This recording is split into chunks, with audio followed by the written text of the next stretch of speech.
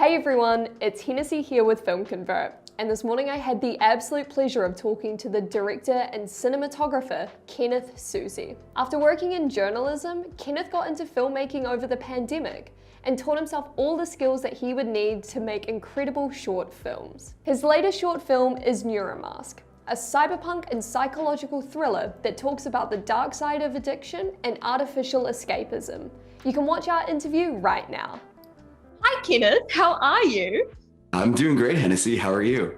I'm good, thank you. Thank you for doing this interview with us. We really appreciate it. So can you tell us a bit more about yourself and what you do? Sure.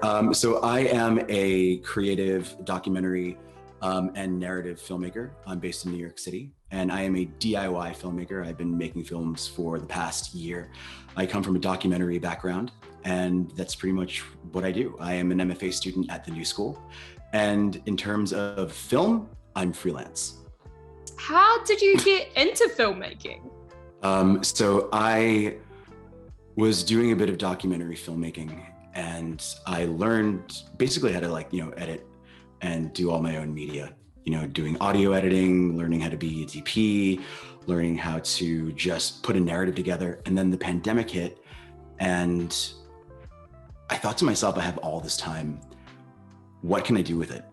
Right. And I saw David Sandberg's Instagram post where he had a camera pointed towards like a Dragon Ball Z action figure with a light behind it.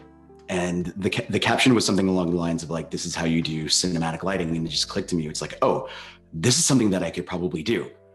And I realized that I was really bad at it. So just like in this room right here for just months and months and months, I was teaching myself cinematic lighting. I was teaching myself cinematography techniques just by trial and error, getting lights, setting them up. I got my first cinema camera because a documentary that I made on bicycle messengers got into a film festival out in Portland, and I really wanted to go. So I was saving up a lot of money to just go and party, and then everything was virtual. So I was like, you know what, I'm just gonna get a cinema camera. And it ended up being the thing that like changed my life the most in the past few years. What kind of cinema camera was it? So it is the Blackmagic Pocket Cinema Camera 4K. And this guy, I have named him Darth Vader. Why have you named him Darth Vader? Because he looks like Darth Vader. He's like completely dark and intimidating and like has like an elongated snout once I put like the lens on it. But yeah, no, this is the cinema camera that I basically taught myself everything on. That's amazing, because like calling yourself a DIY filmmaker, what do you think are the most important skills that you've learned along the way? Because you said that you had experience in filmmaking before, but yes. What have you now learned that makes you feel like you're actually a filmmaker? So I'm still working on a project called Shakespeare Remastered, which is just like a modern retelling of Shakespearean soliloquies and sonnets. Shout out to John Kaspari for like being my man muse on that, and always.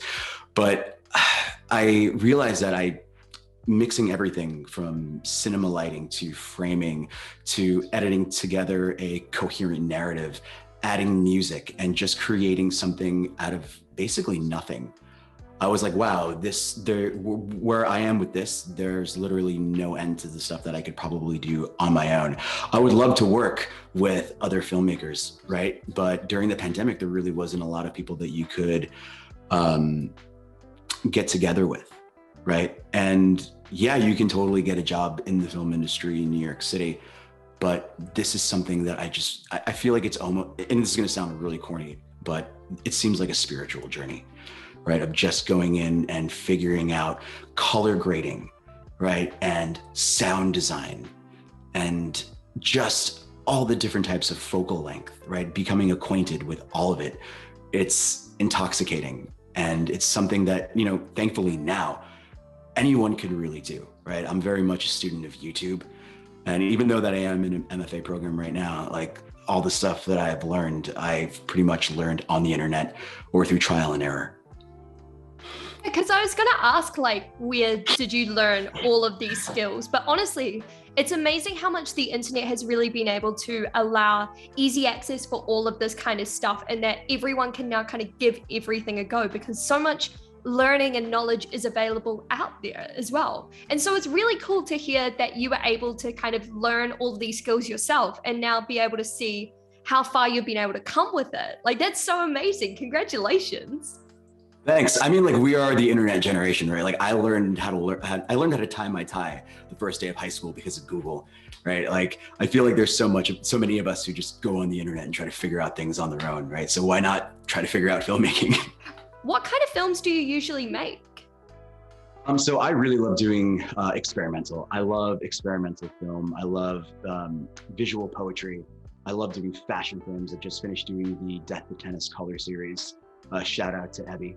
And most recently, I have done a narrative film called Neuramask, which was something that kind of mixed everything together that I've been doing. I mean, like, I'm going to be doing my first actual narrative short in a few months. And it's going to be like my first actual short film that's going to be completely written, play-wise, script-wise by me and directed. And I'm super excited for it. But like, Neuromask was the first thing up until now that is like a true narrative that Shakespeare doesn't really count because like the soliloquies have been written already, right?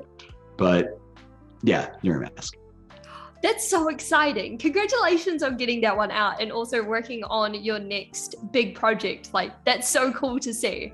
But where do you find all the inspiration for what to shoot? Because even if you're doing sort of passion projects or client work, there still has to be some sort of creative vision behind that and an inspiration for what you want that to look like. So how do you find your inspiration for that? Well, that's a very good question because I feel that you should take whatever it is that you're doing, whether it be your personal work or whether it be client work, and use it as an opportunity to film something that you've always wanted to do, right? So for like the Death to Tennis color series, I've always wanted to do things that are a little bit more naturalistic, right? That were a little bit more soft, that had more of like a documentary vibe to it, right? But then for something like Neuramask, I love stylized lighting. I love neon lights. I love very harsh, quick editing. So I think that, to answer your question, just take the things that you've always wanted to do, that you've always wanted to see, with your own spin on it, and then just go for it, right? And I think that, you're not always going to work on something that you really want to work on, but I always believe in creating a conversation with the people who you're working with beforehand to make sure that creatively you're on the same place, because otherwise it's just going to be miserable. Absolutely, because I think the whole idea of inspiration as well also is kind of intrinsically linked to your own personal style and your creative vision as well. Because you can really have you can find inspiration for what you want to shoot anywhere, but the way in which you want to make it look all comes from that inspiration. So do you find that in a lot of your shoots, there is like a particular style that you like to go for, or does it all depend on what exactly you're shooting? I think it really depends on what I'm shooting, but I definitely have my set styles. I really love from behind the head POV shots. I really love up close shots. I really love sort of like what Manuel Luzbeski does, where he shoots like really wide and gets super close so that you're able to get a gorgeous close up of somebody, but almost like the harshness of their environment, right? That's in frame. I love doing that stuff. And I love playing with lighting. And so your latest project is Neuramask, which you described as a cyberpunk psychological horror about artificial escapism. And where did the inspiration for that come from? I've always been a fan of cyberpunk, and I've always been a fan of sci-fi. And I wanted to do something in that realm, right? But it was all about finding the subject matter. And I wanted to comment on drug addiction and drug use, right? And what would that look like in a cyberpunk future?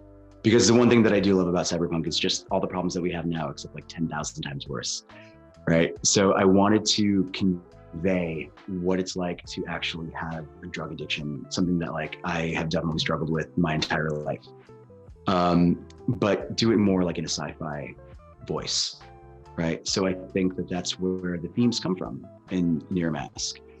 Trying to escape when you're in a lot of pain and then having it backfire on you. And I wanted to communicate that in a way that wasn't completely direct, because I feel like fiction, this is going to sound really cheesy, but I think that fiction is such an important vessel in delivering the truth. So that's what I wanted to do. Instead of making it sort of like a biographical drug story. I wanted to convey it in a way that I really feel about it, right? And in a way that I can only tell it, which is the use of neon lights and glitter and insane music and masks that glow in the dark, you know? Absolutely, because I feel like especially we're kind of now living in an age where there is so much technological determinism, where we are so reliant on our devices and everything like that, because we can't really live without it. And I think what Neuromask has done is kind of, it captures all of those feelings and all of those anxieties about what is to come. But also at the same time, because it is fiction, we never really know if it's going to happen or not. However, something like Neuromask makes us realize that this is a possibility and this is what could happen in our future if we keep progressing the way that we're going. And that was just my interpretation of it. And it's really cool. Like, I think it's a really interesting subject matter. And I think it was shot absolutely beautifully. And so what particular ways were you able to create that particular style? Like, what did you do to achieve all the looks and the themes that you were going after? A lot of single lights, right? So just to convey like loneliness, the character, I still don't have a name for the character. I don't want to say me. The character sitting alone, right? We just use, here, let me show you right now. We're using this light, right? Just like a regular lantern softbox to create like a lot of that noir lighting, which I love so much. And I use the Aperture Mini RGB LEDs to do a lot of the neon lights, a lot of like the light that you see inside of the mask. The one thing that I wanted to do was to kind of think of like a way in using color to convey going from reality to sort of not reality to a complete escapist. So if you watch it, you notice that as it goes on, it gets a little bit more pink, and that's just by pushing all the colors. And I've been using FilmConvert for everything, but I tried color grading this without FilmConvert, and it just didn't have that crispness that I was looking for, right?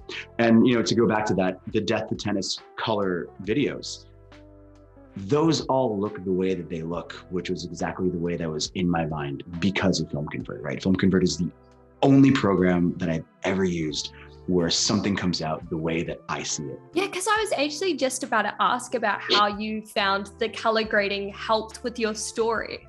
And it's great to see that you used FilmConvert, because I'm so happy that you found a tool that's been able to help with your color grading visions. Is there any particular like settings or styles that you like to go for when you're using FilmConvert? I do the chroma down to 50%, and then I push the mids, and then that's like my foundation, because I feel like for a lot, that's the perfect mixture of getting that actual film stock image, but then also retaining the softness that a lot of the digital cinema cameras can give you.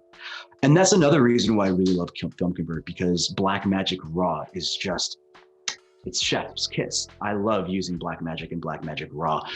And it has such a specific look and softness to the picture quality.